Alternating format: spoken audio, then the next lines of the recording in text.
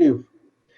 Aprendendo como que pode ajudar os desencarnados, vem o terceiro livro, que são os missionários da luz. Então, ele já é missionário. Ele aprendeu como ajuda e agora ele vai ajudar.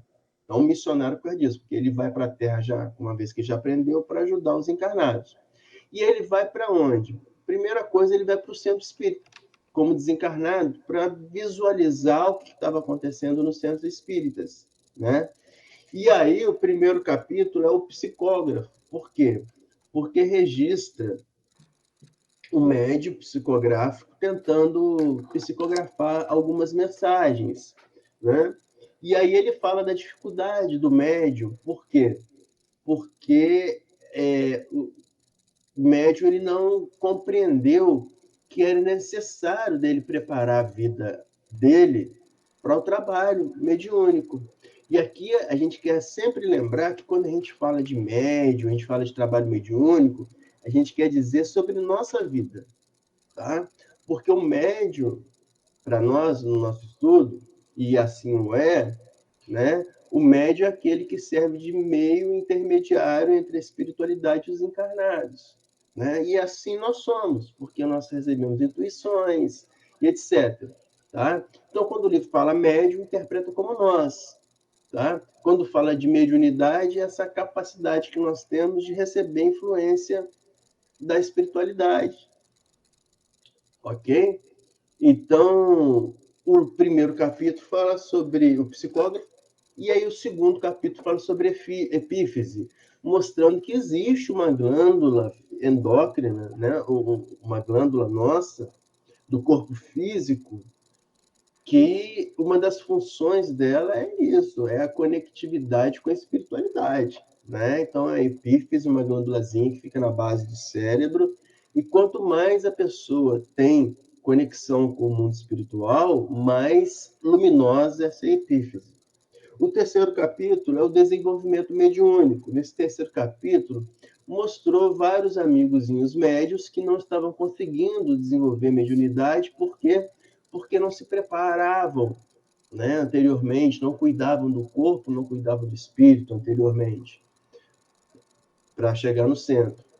E o quarto capítulo que nós terminamos é o vampirismo, mostrando o seguinte: uma vez que a gente deixa de orar e vigiar, a gente sofre abalos psicológicos que nos permite abaixar o nosso estado vibracional.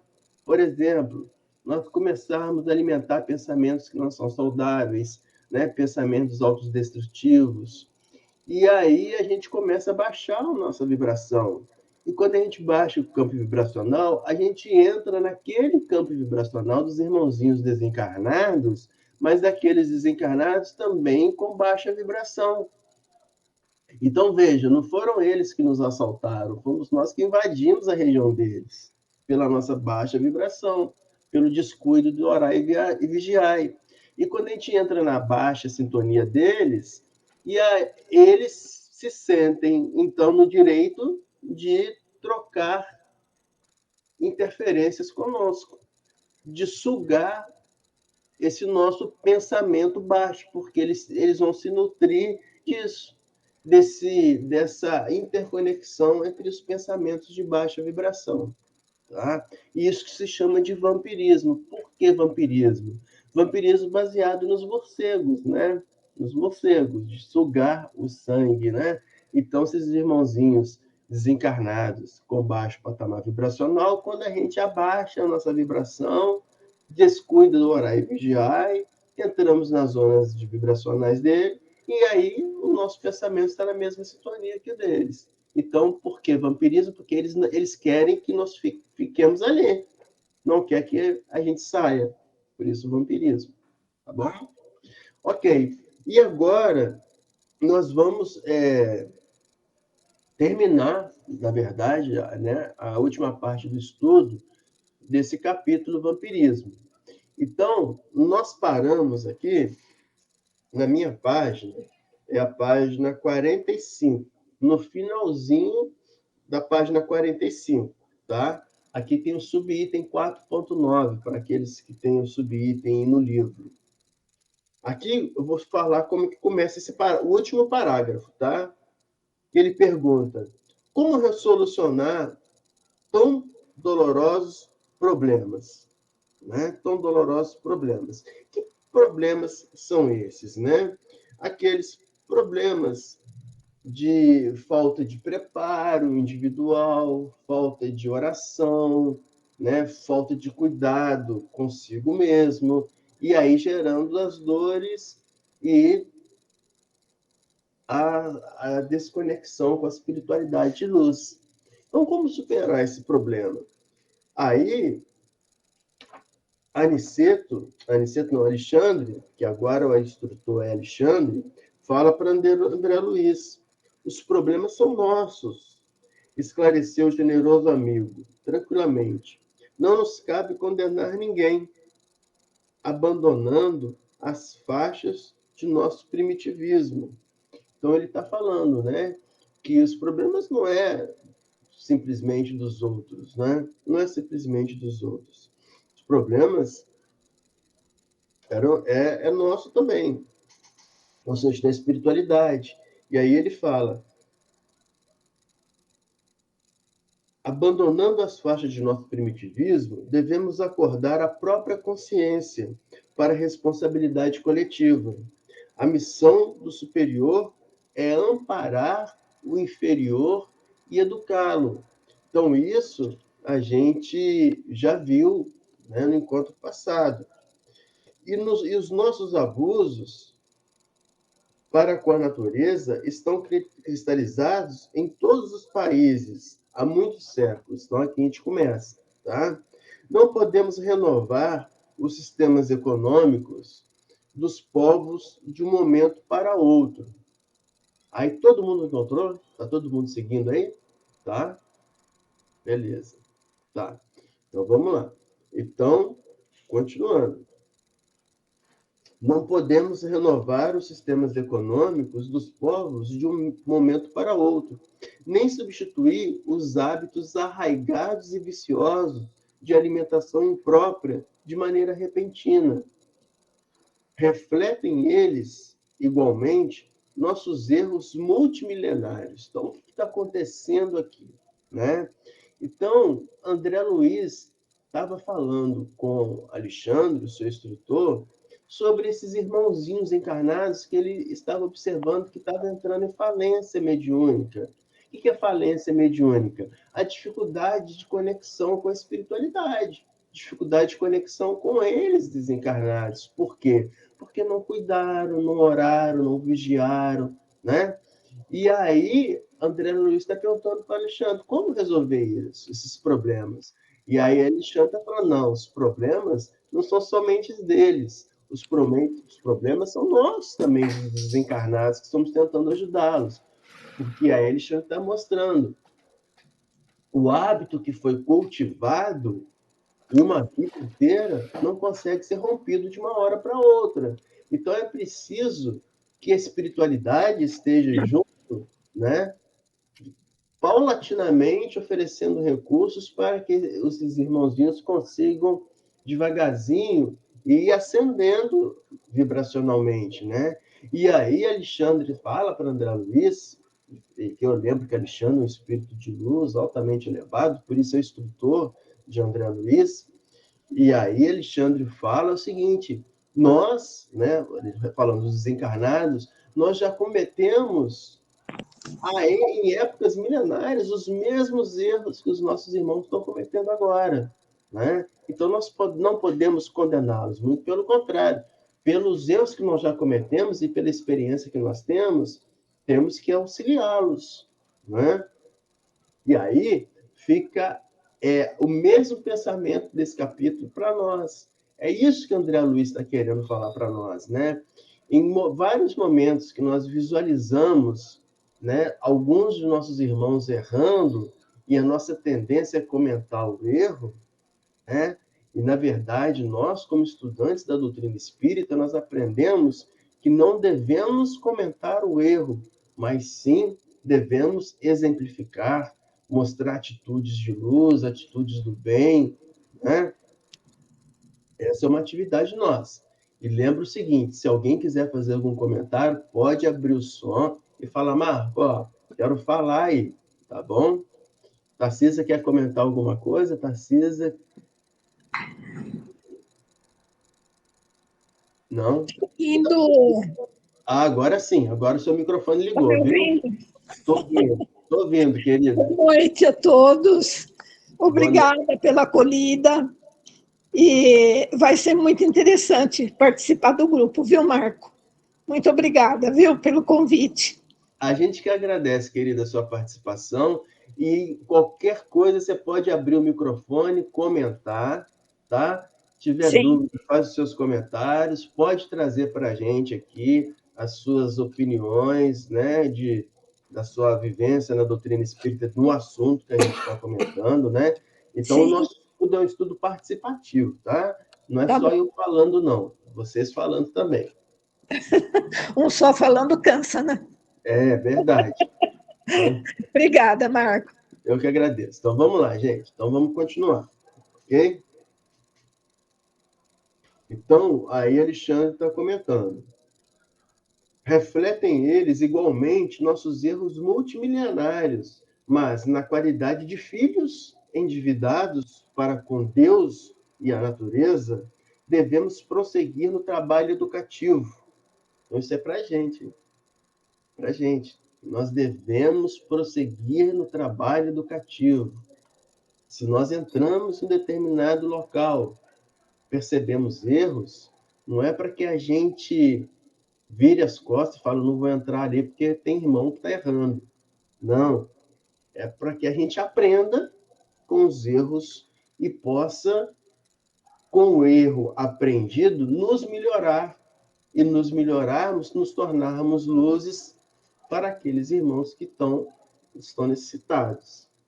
Então, devemos prosseguir no trabalho educativo, acordando os companheiros encarnados mais experientes e esclarecidos, né? Isso é interessante.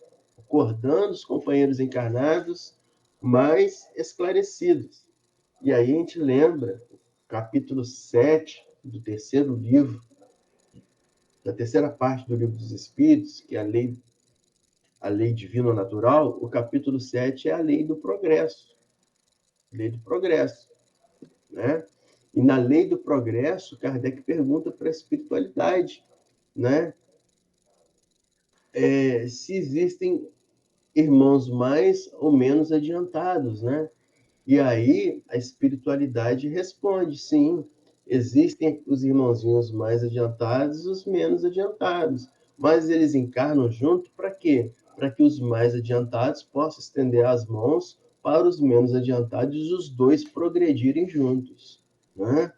Então, e aí ele está falando aqui, Alexandre, ó, devemos prosseguir no trabalho educativo, acordando os companheiros encarnados mais experientes e esclarecidos, para a nova era em que os homens cultivarão o solo da terra por amor e utilização dos animais com espírito de respeito, educação e entendimento. Ou seja, a terra está evoluindo para o mundo de regeneração. E o mundo de regeneração certamente terá esses conceitos que André Luiz ditou para Chico. Os homens, primeira coisa, cultivarão o solo da terra por amor. Por amor. Então, com o avançar da humanidade, né, a gente verifica que o homem está aprendendo a necessidade de cuidar da terra. Cuidar da terra. Se a gente observa 100 anos atrás, e observa agora, 100 anos atrás não tinha esse cuidado, né? A preocupação, se desmatasse muito ia faltar árvore, se desmatasse muito ia interferir no clima, não tinha essa preocupação. Olha a diferença para hoje. Tanto é que tem a COP24 agora, né, que vai ser no Brasil, a conferência mundial sobre o clima. Né? Então, o que é isso? É o reflexo do aprimoramento moral do homem. da compreensão de que o homem que ele tem que cuidar do seu planeta. A compreensão que não basta somente ele plantar excessivamente, cobrar excessivamente do solo, que uma hora os recursos estão esgotados. Ele tem que cuidar desse solo, ele tem que enriquecer esse solo, né? Tem que fazer um rodízio de plantações. Hoje em dia, está muito nos estudos, né? Está muito comum, né? O estudo da inter-relação entre a agropecuária com a floresta.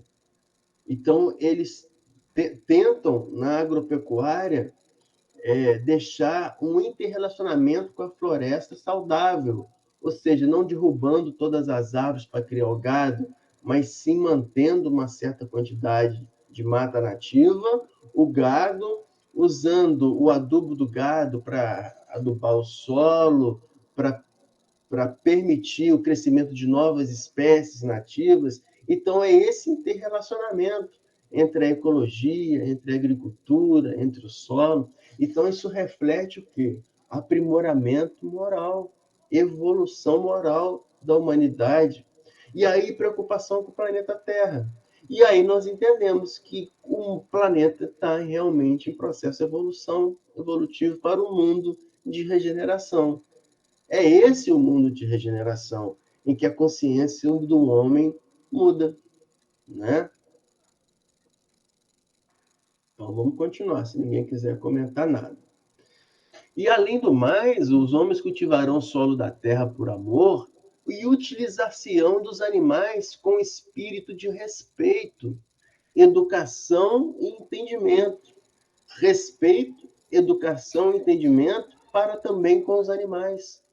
Porque nós aprendemos que nós somos somente mais um elo nessa cascata da vida. E que todos os seres vivos, eles se interrelacionam e são criações da divindade. E como criações da divindade, cabe ao homem o respeito a cada item da criação divina. E aí nós nos lembramos que existe um livro psicografado, ditado pelo espírito Neio Lúcio, psicografado por Chico Xavier, chamado Alvorada Cristã. O capítulo 39 desse livro, quem assina é esse espírito Neio Lúcio. Chama-se Dos Animais aos Meninos. Mas antes de eu ler, eu quero lembrar o que a gente comentou da aula passada de quem foi o espírito Neio Lúcio, que ditou alguns dos livros e alguns capítulos de livro para Chico. Então, vocês vão ver algumas obras pelo espírito Neio Lúcio, né? Então, Neio Lúcio foi um dos espíritos, foi uma das reencarnações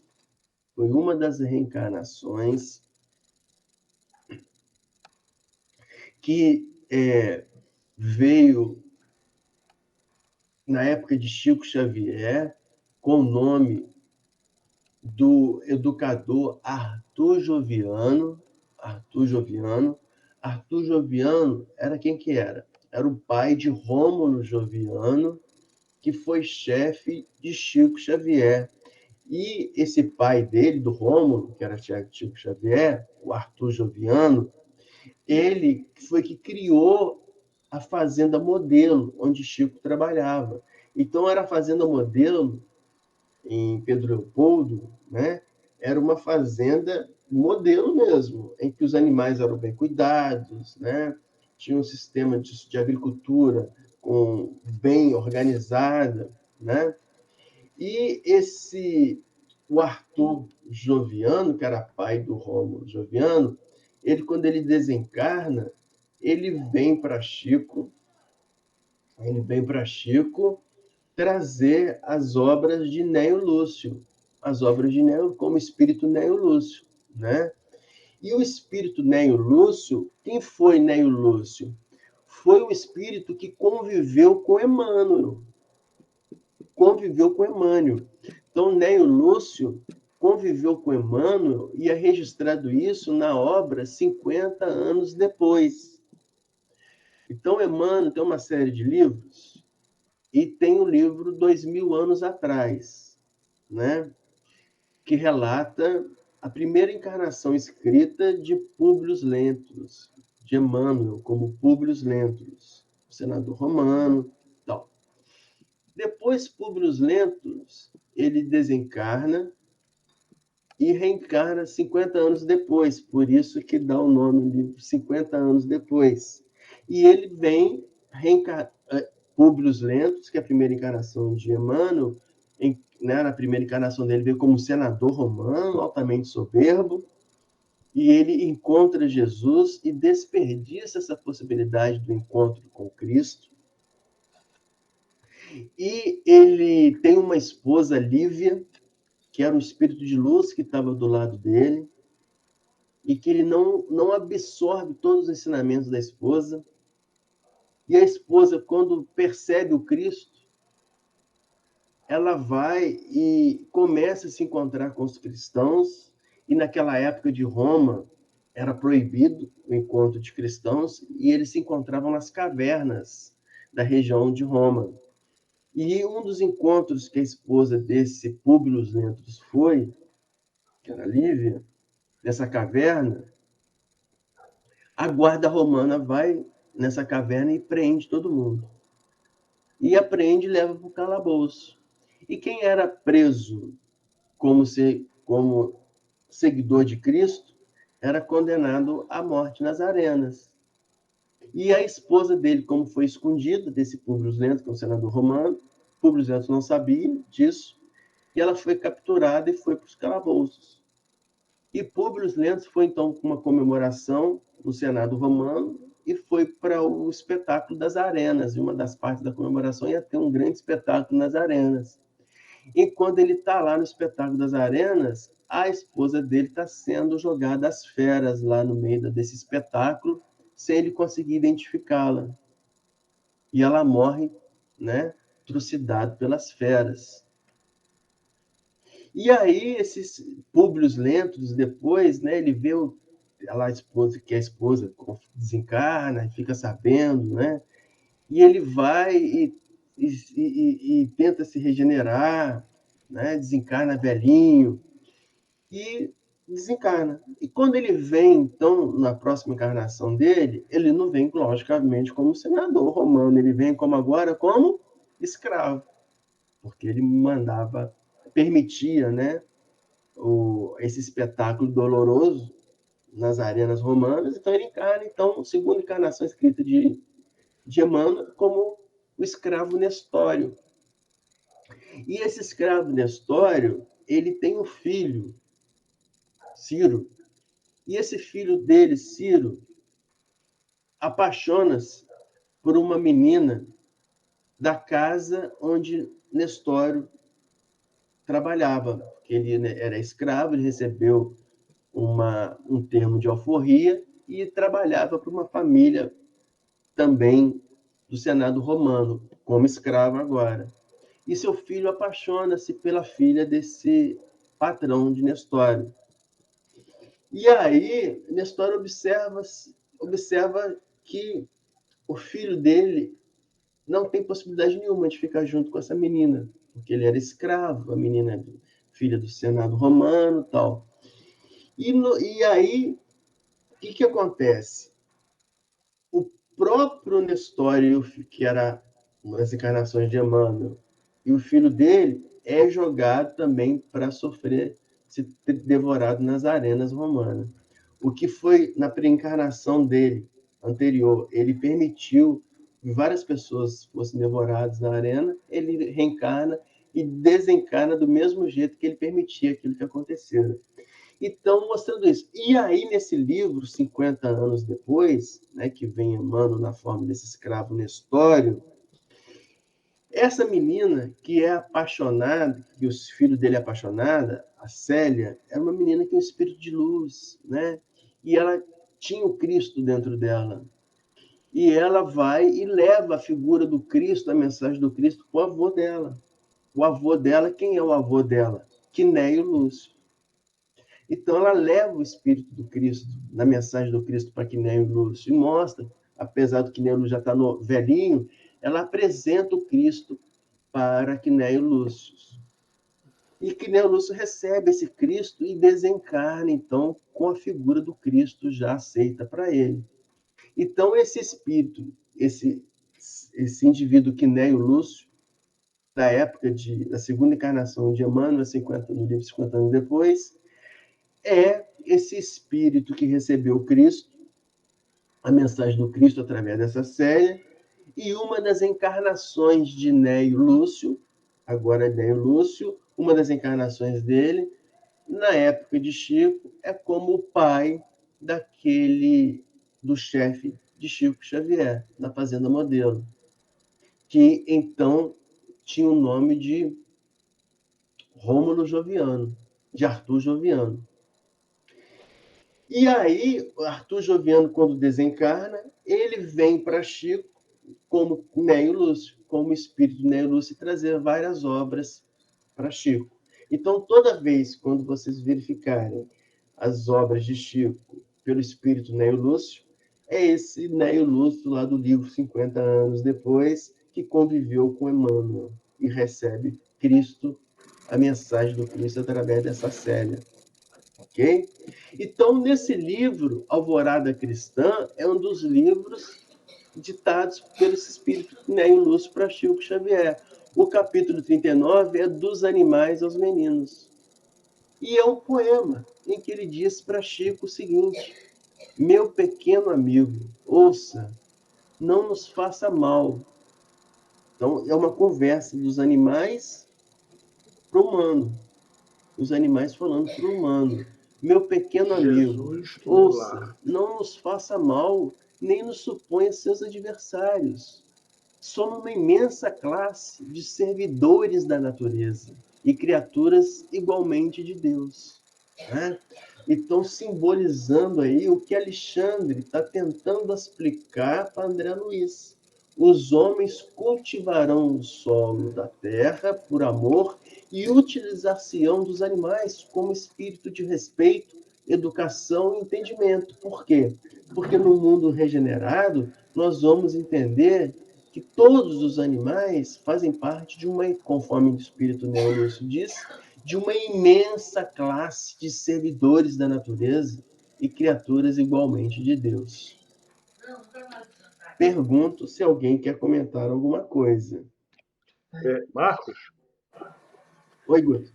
É só para lembrar que Néio Lúcio foi o espírito que ditou Jesus no lar. Jesus no lar foi os primeiros evangelhos no lar que existiu com o próprio Cristo. Né? É uma série de visitas que ele fez e, por meio de parábolas, ele ia respondendo às pessoas que lá estavam. É muito bonito esse livro, vale a pena conhecer. Muito bem lembrado, muito bem lembrado. Né? Então, esse espírito aí, né, o Lúcio. Né? Ô, Guto, você não está gravando, não? Estou gravando, sim. Parou a microfonia. Eu fiz uma outra experiência, saí do lugar que eu estava, tá? Vim para a sala, estou fazendo outros testes para ver se dá certo. A microfonia é microfone mesmo, de alguma coisa que está dando interferência. Parei de usar a caixinha, estou usando agora o fone de ouvido. Pode ser a caixinha, viu, Guto? Tá? Pode ser a caixinha. Eu senti um pouco de microfonia com a Adriana. Pouca coisa. Bem menos do que das outras vezes. Sim. Muito Olha, bem. deixa eu aproveitar e falar mais uma coisinha. Olhando esse capítulo do vampirismo, eu comecei a pensar, hoje eu descobri isso, eu li alguma coisa que me fez chegar a essa conclusão. Tá? Nós somos o que pensamos, né? Através do nosso pensamento vem as nossas atitudes. E uma das coisas que eu descobri, inclusive quando você faz a análise microbiológica aí do corpo das pessoas, eu descobri que uma coisa que é fundamental na vida da gente, e é difícil de obter, é a disciplina. A disciplina, a gente imagina que é só com horário, né? Horário de saída, horário de chegada, horário de começar as coisas. Mas a disciplina na vida da gente envolve tanta coisa.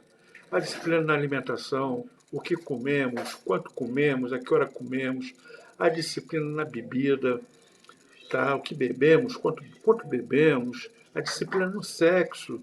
E assim vai. Quando a gente não dá atenção à disciplina nas coisas, cometemos excessos. E é através dos nossos excessos que nós atraímos os vampiros, que eles vão se alimentar daquilo que nós falhamos ao pensar, né? Porque se você cultiva o pensamento correto sobre as coisas, você não dá espaço para o vampiro se aproximar e se alimentar daquilo que ele é atraído. Cada um é atraído por uma coisa. Cada um é atraído por uma falta de disciplina na tua vida, falta de regras para a tua vida, né? Então, eu acho que esse capítulo me deixou isso bastante consciente. Não, é muito bem lembrado e colocado, né? E assim, quando você fala, né, que quando a gente comete os excessos, né, a gente fica à mercê dos vampiros, né? Vampiros, assim, é irmãozinho nosso, né, que precisam dessa mesma faixa vibracional. Então, quando a gente comete excesso, o excesso significa o quê? Que a gente saiu do equilíbrio, né? Isso que é o excesso. Saiu do ponto do equilíbrio. Então, quando você sai do ponto do equilíbrio, é baixo patamar vibracional, porque o equilíbrio é que te mantém na faixa vibracional elevada.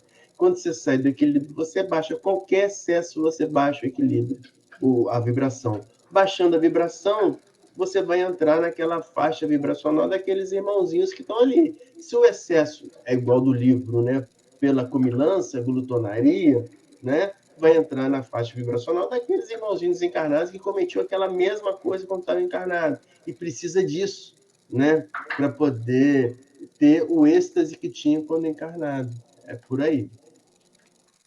Pois não, Kedman? Boa noite, pessoal. Boa noite.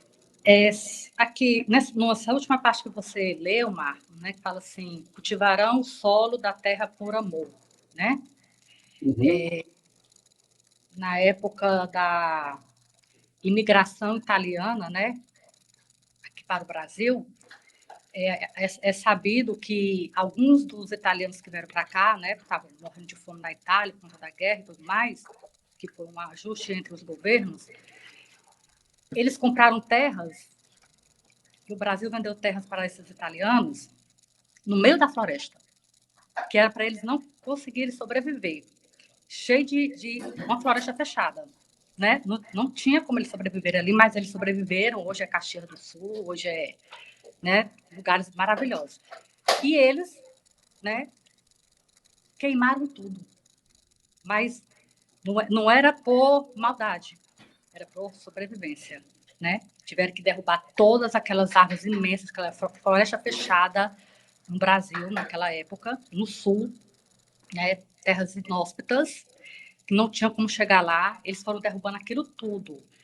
Como a gente vê aqui, não foi por maldade, né? Foi o quê? Sobrevivência. Necessidade, né? Necessidade. Hoje, obviamente, eles não fazem mais isso, né? Uhum. Lá é lindo, eles têm uma capacidade bem bacana. E a parte aqui que fala a utilização dos animais, né? Com espírito de respeito, educação e entendimento. Eu queria tirar uma dúvida, que é em relação aos animais, que foi falado bastante em relação à comida, né? A alimentação, mas eu queria tirar uma dúvida e ver a leitura a respeito desses animais na ciência, né? Porque a gente sabe, né, que, por exemplo, hoje existe transplante de válvula de porco para ser humano, né? De coração de porco para ser humano. São criados os suínos, né, com muito antibiótico para não dar rejeição, e já há, né, já houve transplantes de válvula e de coração suíno para seres humanos, né? Continuam as pesquisas para mais coisas ainda. Queria entender essa parte, né, da ciência. Outra é a questão da tilápia, a pele da tilápia para os queimados, que é um avanço da ciência, né? Como é que isso seria um sofrimento para os animais, não só comê-los, mas também tirar eles, né? Pegar eles unicamente, não para comer, mas para tirar a pele e salvar vidas. Aí eu queria também entender essa questão da ciência, porque isso é um avanço, né? Uma cura para o ser humano. E também a indústria farmacológica, que eles pegam um ratinho com câncer, que é uma coisa ruim, cruza com outro ratinho com câncer, para gerar vários ratinhos com câncer, para eles fazerem pesquisa de drogas para curar os seres humanos, né? De uma coisa, eles pegam uma coisa ruim, uma doença com os bichinhos, para estudar. É ciência, né? É o avanço da ciência. Aí eu queria entender esse respeito, educação e entendimento, né? Seria também aplicado a isso ou só assim? Não pode comer o peixe porque é um sofrimento. Não pode comer a carne da boi ou do porco, mas pode pegar a válvula do porco, criar o porco só para transplante de seres humanos. Aí eu queria entender essa questão da ciência com o sofrimento, o respeito e o entendimento, né? Como é que a gente vai explicar isso? Vamos lá. Então, primeira coisa que a gente começa a entender essa problemática aí é nós lembrarmos que a doutrina espírita, o fundamento da doutrina espírita, conforme Kardec nos diz, que é o tripé entre a ciência, a filosofia, com consequências religiosas, né? Então já começa aí. Então, ciência faz parte da doutrina espírita. Não tem doutrina espírita sem ciência. Mas qual ciência que é? É aquela ciência que se liga com a filosofia. O que é isso? Filosofia é o amigo do saber. Então, o que significa isso? Então, quando a ciência ela é para ser utilizado para o avanço do homem, mas o avanço do homem não é só o avanço físico, mas o avanço moral, o avanço intelectual e o avanço espiritual. Ela tem como consequência uma melhor religação desse homem com Deus. Olha, e aí é o fundamento da doutrina espírita. Nós, há 100 anos atrás, né, nós não tínhamos nenhuma concepção, né, de cuidado com o animal, não tinha a ética na ciência conforme nós temos hoje. Então, a gente tem que entender que tudo é evolução, é um processo evolutivo. Os animais, eles eram sacrificados para ir para os abatedouros, para os açougues, de uma forma cruel. Hoje já é diferente, né? Então, não é que hoje não se pode comer carne. Pode comer carne. Até deve comer carne, né? Não é que se não deve, na ciência, utilizar animais para o progresso, porque aqui, se pegarmos o que eu trouxe aqui, né, do espírito Neio Lúcio, os animais falando para os homens, somos imensa classe de servidores da natureza. Servidores da natureza. Estão servindo a natureza. Por quê? Porque estão servindo o progresso da humanidade. Quando se tira uma pele da tilápia para poder fazer os transplantes de pele de queimado, não o queimado que está urrando de dor, porque a dor da queimadura ela é horrível. Então, é criação divina, está sendo utilizado. E isso hoje. Mas o que a doutrina espírita ela faz?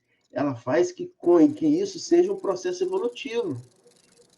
Que o conhecimento da ciência ele vai evoluindo para que amanhã não precise de abater o peixe para poder tirar a pele dele. Não precisa de abater o gado para poder retirar a carne dele. não precisa abater o suíno para tentar ver se consegue, com a válvula cardíaca, fazer um transplante valvular. Por quê? Porque o progresso ele vem vindo, né, de forma que... Aí que é interessante, né? É interessante o Livro dos Espíritos, porque no capítulo 7, lá, que é a Lei do Progresso, ele fala sobre quando Kardec pergunta, né? O progresso intelectual, ele sempre enquadra o progresso moral, ou seja, uma base para o progresso moral? E aí os espíritos respondem, sim, o progresso intelectual, na maioria das vezes, ele vem na frente, para depois disso gerar o progresso moral. E não é isso que acontece com a humanidade, né? Nós vemos no progresso intelectual, e esse progresso intelectual fala assim, espera aí, agora eu não posso permitir que esse animal sofra igual ele sofrendo antes. Por quê? Porque agora eu compreendo que isso faz parte de um processo de criação divina. E aí vai melhorando, e aí vai trocando. Agora, as pesquisas, igual nós falamos, né? As pesquisas para se obter carne de laboratório, né? Através da multiplicação celular, e a proteína dos vegetais, e por aí faz, né? Proteína através de produção bacteriana, né? E por aí vai. Então, é isso. Então, a gente tem que entender isso, que é um processo evolutivo. Nada pode ser de uma forma brusca. Vamos parar de comer carne agora? Não. A humanidade ela vai evoluindo. O universo é assim. O universo ele é lento, a evolução, mas constante. Foi criado um universo há 13,6 bilhões de anos atrás. A humanidade tem só 200 mil anos. Só 200 mil anos, frente a 13,6 bilhões do universo. Então, veja que é um processo evolutivo. É um processo evolutivo contínuo e lento, mas sempre contínuo. Okay? Mesmo porque aqui fala assim, ó, não podemos renovar os sistemas econômicos dos povos de um momento para o outro. De um momento para o outro. Nem substituir os hábitos arraigados e viciosos de alimentação imprópria. Mas não a gente, da doutrina, como estudioso da doutrina espírita, a gente tem que ter isso em mente. A evolução ela é contínua. Porque assim, no passado, né, como você bem falou, os queimados, o Ivan Didot, né? Então, descobriram a pele. É um avanço, né? Mas esse avanço tem que se tornar mais avançado, que não pegue a pele do... Vai se tornar. Vai se tornar. Vai se tornar mais avançado. Milhares de pessoas morriam por conta de questões cardíacas. Pesquisaram, chegaram num ponto. Vamos fazer transplante. É uma descoberta, um progresso, um avanço da ciência, né? Só que você tem que avançar mais ainda. Porque já está saindo coração 3D, já, impressora 3D. E aí, isso mesmo. E por aí vai a evolução do homem. É isso aí. Quando eu falei na minha palestra, né? A frase que eu recebi há 40 anos atrás: a vida é constante evolução, física, mental, espiritual e intelectual. É evolução pura, né? Tarcisa, acho que queria falar. Oi, me ouve?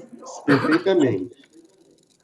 Então, aproveitando o que a Kedma falou, eu sou neta de italianos.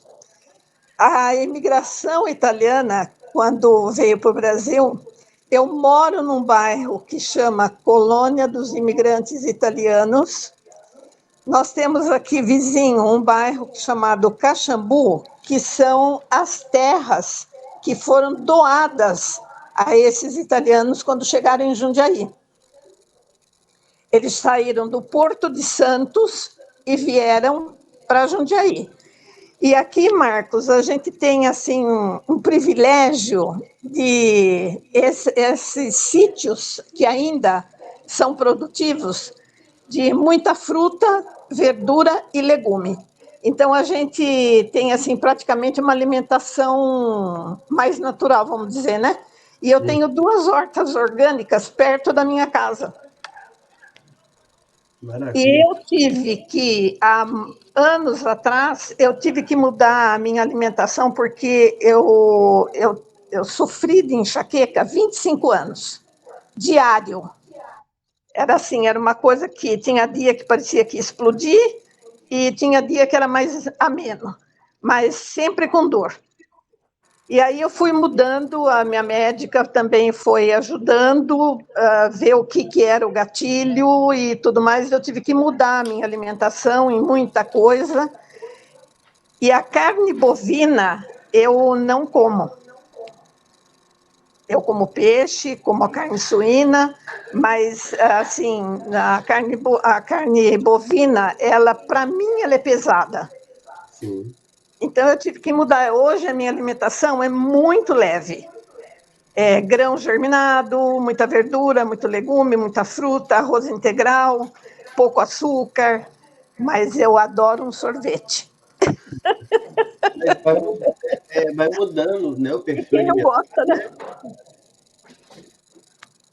Mas para mim foi muito bom ter mudado, porque eu falo, sabe, a dor, é como você falou, a dor é uma coisa insuportável, né? A gente não... Eu trabalhando, eu não faltava, porque eu falei, se eu fosse faltar, eu não ia trabalhar nenhum dia. Né? Então, mas assim, eu fui com a pesquisa da minha médica, Aquele a lá do gente Rio foi Grande ver. do Norte que você andou participando, depois você deixou de entrar. Pode, aqui está dando interferência aqui com o Márcio. Deixa eu só desabilitar o som. Então, uma senhora hoje, ela é italiana, e ela deu um depoimento, talvez, Ô, Márcio, que só está dando interferência no seu som, é o tá? seguinte, ela teve um enxaqueca. Tá, então, é isso mesmo, Tarcisa. Então, isso mesmo, a gente vai mudando, né, o nosso perfil comportamental, vai mudando para o melhor bem-estar. Isso é evolução. Hoje, assim, eu não me restringo de nada. Sim. Eu tenho vontade, Né? assim, eu sei que eu posso nem comer, nem que for um pedacinho. Uhum. Mas, por exemplo, se eu for comer uma pizza, eu não posso comer 9 horas da noite. Sim. Eu tenho que comer bem mais cedo, porque se eu comer mais tarde, no dia seguinte eu tiver dor de cabeça, eu sei que foi a pizza. Uhum. Então, aí você vai descobrindo os gatilhos da dor. Isso. Né? E para mim foi muito bom. Hoje eu tenho uma alimentação assim bem leve, bem melhor também, né? Excelente. É isso daí, Marco. Muito bem, muito obrigado pelo comentário, né? Então, é isso aí mesmo, né? Igual o Guto falou, né? Todo o excesso, né, é a saída do ponto de equilíbrio. E a nossa meta, então, é retornar para esse ponto de equilíbrio em várias partes da nossa vida, né? Várias partes. Então, muito bem. Ô, Márcio, quer comentar alguma coisa, Márcio? Parece que você queria comentar ou não? Não? Então tá. Então, não, bebê. Foi erro, bati o dedo aqui errado, viu? Desculpa. Tá bom. Então vamos continuar, então, né? Vamos continuar. Deixa eu ver onde que a gente está aqui.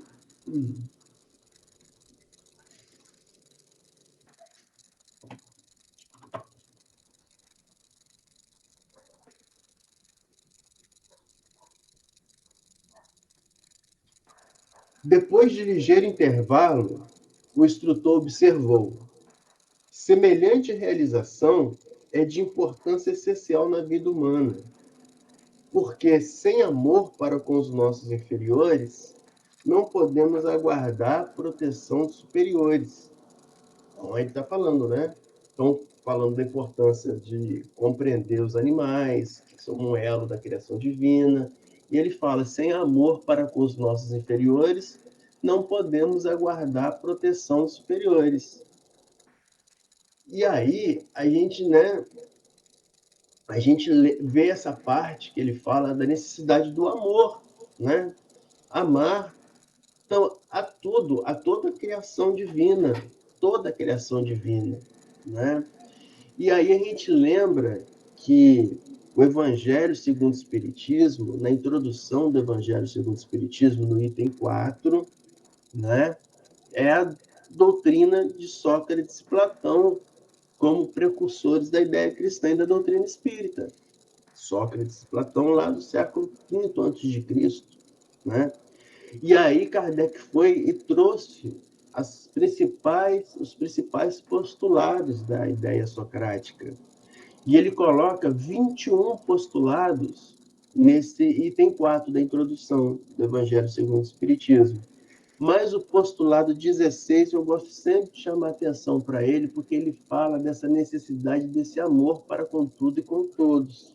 O amor divino, o amor universal. E aí Sócrates diz para a gente, né, que o amor está em toda parte da natureza. Por quê? Porque a natureza é a criação divina, e a criação foi um ato de amor universal. Então, esse amor ele está impregnado em toda parte da natureza. E ele fala que está até no movimento dos astros, né? no próprio movimento, porque o movimento, que equilibra o movimento, é a lei divina. E a lei divina é fundamentada no amor. Então, segundo Sócrates, esse amor está até nos movimentos dos astros. E ele fala que é o amor que enfeita a natureza com seus ricos tapetes, né? Então, se nós observarmos a natureza, né, uma floresta, né, o chão da floresta, né, maravilhoso, né, um chão com relva, com gramado, né, os bosques, né, aquele bosque maravilhoso. Então, esse amor enfeita a natureza com seus ricos tapetes, né? Ou seja, forma uma cama para a natureza ela viver. Então, o amor enfeita a natureza com seus ricos tapetes e fixa a morada onde se depara flores e perfumes, né? O que significa isso, né? Quando Sócrates fala que o amor fixa a morada onde se depara flores e perfumes. Essa maravilha do amor divino, ele se fixa onde tem harmonia para ele se fixar. E o que é a harmonia? A harmonia é o querer bem, o fazer bem, o sentir bem. Então, onde se lhe deparam flores e perfumes é isso, né? É o resultado do trabalho do bem em nossas vidas. Então, quando a gente se dedica ao bem, a gente, né, se dedica a querer bem ao próximo, então o amor ele vai se impregnando ali na vida da gente, vai se impregnando. Ao passo que se nós só pensamos coisas ruins a respeito do próximo, se nós alimentamos ideias nocivas em nossa mente, como que a vibração vai ser tal que vai possibilitar a permanência do amor nessa faixa? Não possibilita. Então, por isso que Sócrates fala que o amor enfeita a natureza com seus ricos tapetes e fixa a morada onde se lhe depara flores e perfumes. E ele completa dizendo que é o amor que traz paz aos homens, né? Então, se a gente sente falta de paz em nossa vida, a gente está amando pouco, né? A gente está amando pouco. Está amando pouco, está desejando pouco bem ao próximo, está fazendo pouco bem ao próximo, né? Está abraçando pouco ao próximo, né? Está desejando coisas mentais boas, muito poucas para o próximo. E aí, ele fala que é o amor que traz paz aos homens. Então, Sócrates vai e fala para a gente que o amor faz 3 coisas importantes. 4. Primeiro, traz paz aos homens. Então, quando você ama, você fica em paz. Mas não é um amor materialista nosso, de homem para mulher, mulher com homem, não. É o amor universal. Aquele amor de sentir bem, de querer bem para o animal, para o vegetal, para o irmão que está do nosso lado, né? Então, quando você sente esse amor para com todos e com tudo, o amor traz paz aos homens.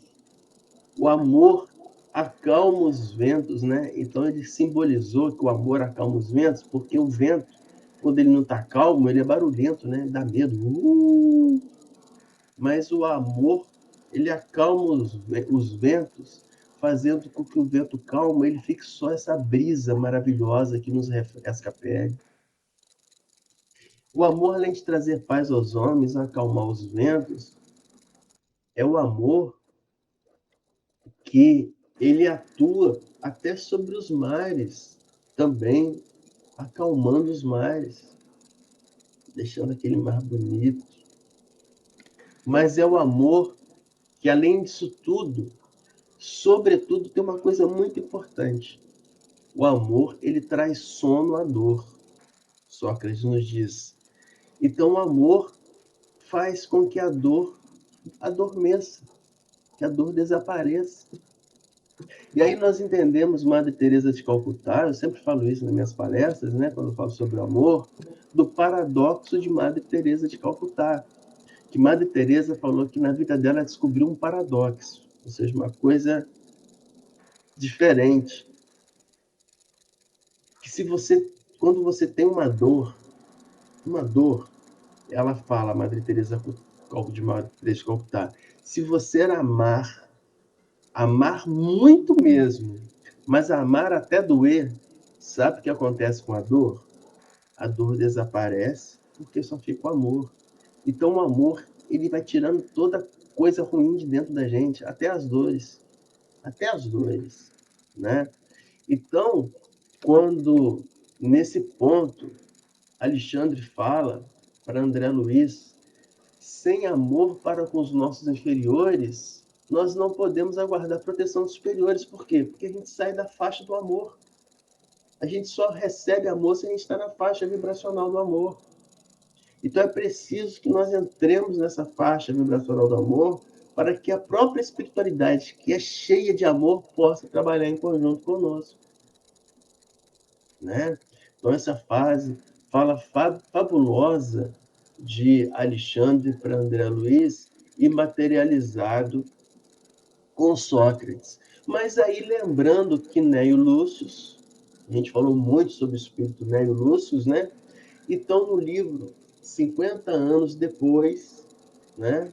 Quando Emmanuel vem na sua segunda encarnação, por isso que a coisa escreve Neto História, e tem o avôzinho de Célia, daquela jovem, que é o Quinéio Lúcius. Célia está conversando com o avô dela sobre Jesus, com Quinéio Lúcius, que é um senador romano, né, da alta cúpula romana.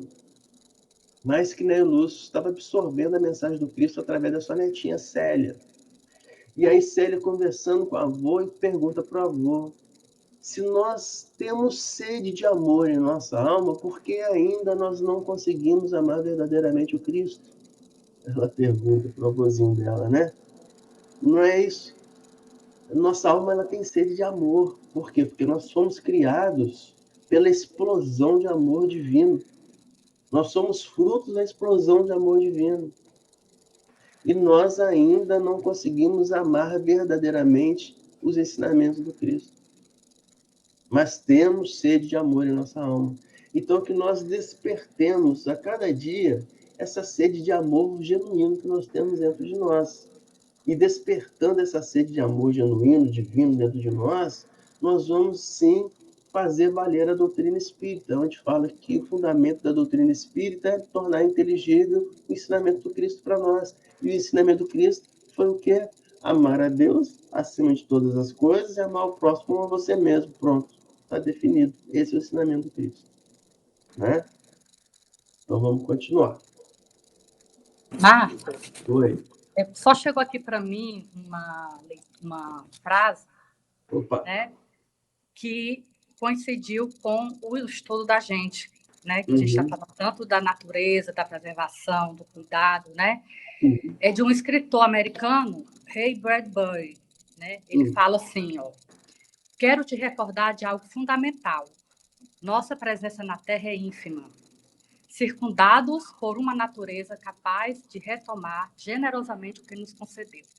Não custa lembrar que, com um simples sopro, a natureza pode reverter o que nos foi dado, nos mostrando com humildade a verdadeira extensão de nosso poder no planeta. Pois é. Eu achei assim, interessante que a gente estava falando sobre isso, né? E com certeza. Chegou para mim na página. Esse equilíbrio entre o homem e a natureza, né? É super interessante isso, porque casou com o que a gente estava falando agora, né? Isso aí, mensagem da espiritualidade, trazendo para nós aí, ó, né? Então, vamos continuar, então. Então, sem respeito para com os outros, não devemos esperar respeito alheio, né? Então, a continuação é essa frase. Sem respeito para com os outros, não devemos esperar esse respeito alheio. Então, por isso que a gente tem que fazer tudo de bom com o próximo. Por quê? Para que nós recebamos também, né, o que nós praticamos. Emmanuel tem um livrinho chamado Escrínio de Luz. O capítulo 47 desse livro é chamado Caridade e Direito. Então, nesse capítulo, ele traz para a gente o seguinte, uma pequena parte do capítulo. Emmanuel nos diz que a caridade genuína começa no respeito, que devemos indistintamente a todos os semelhantes. O respeito, mas os semelhantes, não é só o homem, não. Os semelhantes, toda a criação divina. Então, essa caridade genuína começa no respeito que devemos para todos da criação divina. E esse respeito baseia-se invariavelmente no reconhecimento das necessidades naturais de cada ser que nos partilha a jornada. Então, é reconhecer em cada ser que cada um tem suas necessidades naturais do seu planejamento reencarnatório, e nós devemos respeitar essas necessidades de cada um. Então, Emmanuel nos diz, indispensável, estejamos dispostos a ajudar sempre. Então, o amor genuíno começa por isso daí, essa nossa disponibilidade em ajudar, em ser solícitos sempre. E Emmanuel completa, seja onde for, estende os braços fraternos e faze-te o irmão de todos. Que não haja ferida capaz de alamar-te, nem erro alheio que te conduza ao desalento ou à condenação, né? Então, aquilo que nós sempre comentamos, né? Se alguém nos erra, não é para que nós cometemos o mesmo erro. Muito pelo contrário. É para que nós aprendamos com o erro e possamos, então, sermos luz para poder ser exemplo para que outros não cometam o mesmo erro, né? Então, vamos continuar.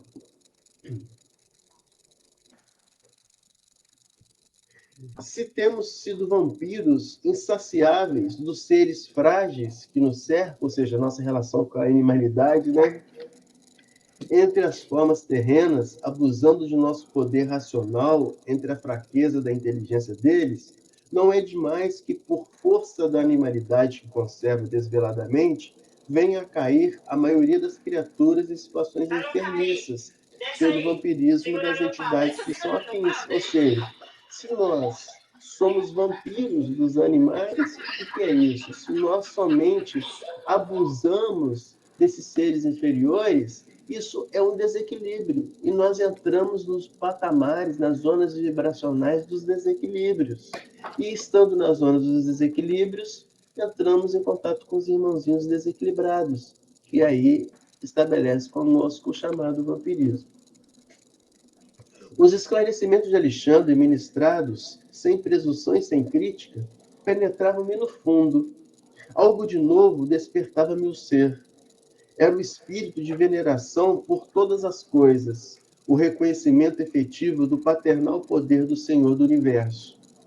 O delicado orientador interrompeu-me o transporte de íntima adoração ao Pai, acentuando: segundo observa, o legítimo desenvolvimento mediúnico é problema de ascensão espiritual dos candidatos às percepções sublimes.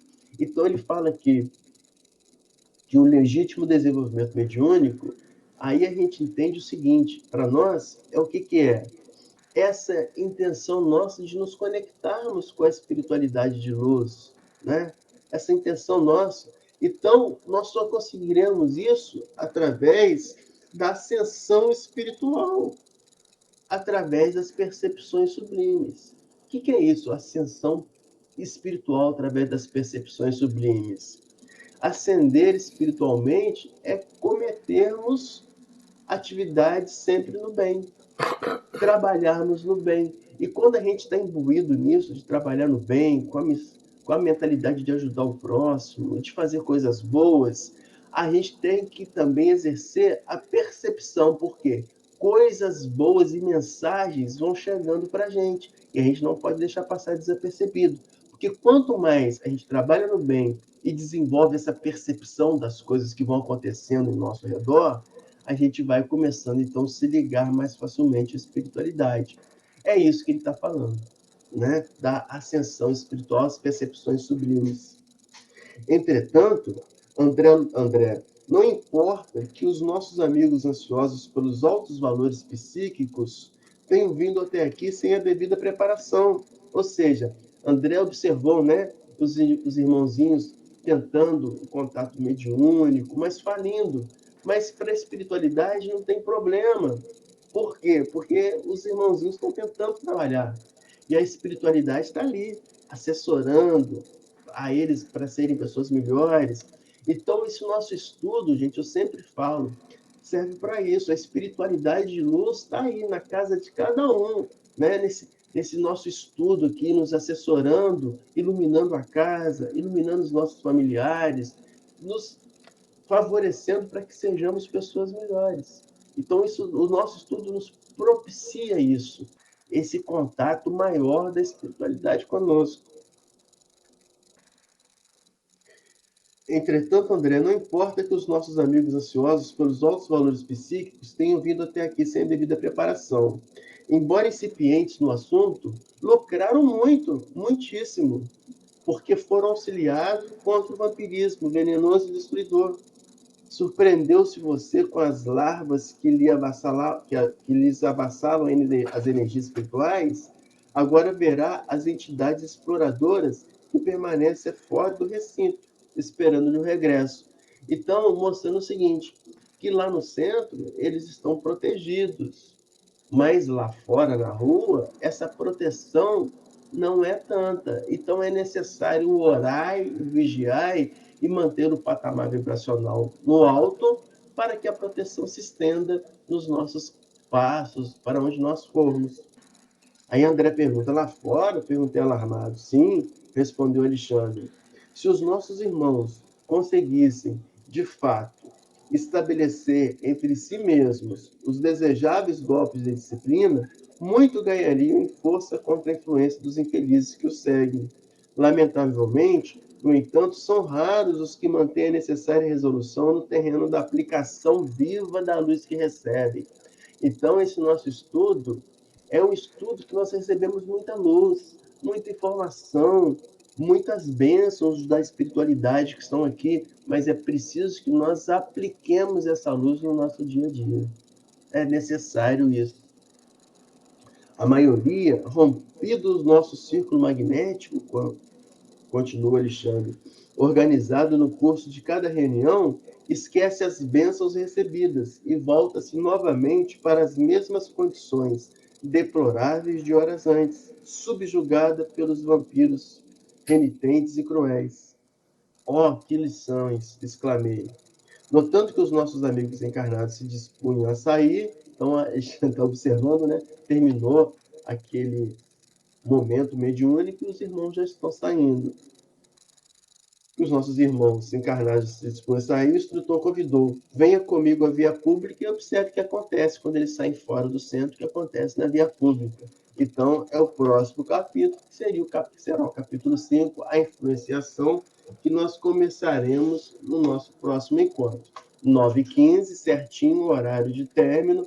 A Bianca está presente hoje e ela pode, então, nos presentear com a sua oração, a prece de finalização dos nossos estudos. Bianca. Boa noite. Vamos lá, vamos mentalizar nesse momento de prece, a presença do nosso Divino Mestre Jesus, de nossa Sagrada Mãe Maria, a presença dos nossos queridos fiéis mentores, todos os espíritos de luz que nos acompanham, que nos intuem sempre em bons pensamentos, em boas ações no nosso cotidiano. Pedimos, Pai, te rogamos que a nossa sintonia em Ti, ela não possa falhar mais, que possamos, unidos nesta Tua doutrina de amor, nos fortalecer sempre e serenizar diante das vicissitudes deste mundo, o qual a gente habita, o qual a gente pertence, o qual a gente ainda precisa estar aqui para aprendermos, para que a gente possa evoluir. Que a força da Tua presença, Pai, renove sempre os nossos corações, no íntimo de cada um de nós, a nossa fé, a nossa esperança, a caridade, que as energias do bem, elas se façam presentes aqui e agora, envolvendo todas as formas de vida no nosso planeta, para que a gente possa estar harmonizado com todas as formas de vida do nosso planeta, para que a gente possa contribuir para a evolução deste mundo. Cura, Senhor. Cura, querido Mestre, nosso planeta, que possamos contribuir neste momento, emitindo fluidos de paz, de amor, de consolo aos nossos irmãos que ainda não conhecem a Tua luz. Cura, Senhor, aqui dentro da gente. Cura, Senhor, até onde as nossas mãos não podem alcançar, mas os nossos pensamentos sim. Rogamos pela paz do nosso mundo. Rogamos pela paz do nosso mundo. Rogamos, Mestre, pela paz do nosso mundo. Pai nosso que estás nos céus, santificado seja o vosso nome. Venha a nós o vosso reino, seja feita a vossa vontade, assim na terra como no céu. O pão nosso de cada dia nos dai hoje. Perdoai as nossas ofensas, assim como nós perdoamos a quem nos tenha ofendido. E não nos deixeis cair em tentação, mas livrai-nos de todo mal. Ave Maria, cheia de graça, o Senhor é convosco. Bendita sois vós entre as mulheres, e bendito o fruto do vosso ventre, Jesus. Santa Maria, Mãe de Jesus, rogai por nós, pecadores, agora e na hora do nosso desenlace. Que assim seja. Graças a Deus. Graças a Deus. Obrigado, Bianca, pela prece de finalização. Obrigado a todos pela participação no nosso estudo. Né? Nós tivemos aí nosso número de 15 participantes, né, Guto? Acho que é o recorde aí. Subimos do número de 12, do número dos discípulos, né? Fomos para 15. Que bom, né? Desculpa por não conseguir acompanhar vocês toda quarta-feira. Não, Bianca, a gente sabe da sua correria. E quando você está sempre presente. Então, pessoal, agradeço a participação de todos e lembrar que esse é um compromisso com a espiritualidade. Toda quarta-feira, 19h45, que a gente possa se encontrar aqui. Tá bom? Até quarta-feira. Obrigada a todos. Boa noite. Boa noite a todos. Boa noite para todos. E todos. a Tarcisa, seja bem-vinda ao grupo. Bem-vinda, Tarcisa. Bem-vinda, Tarcisa, mais uma vez. Bem-vinda.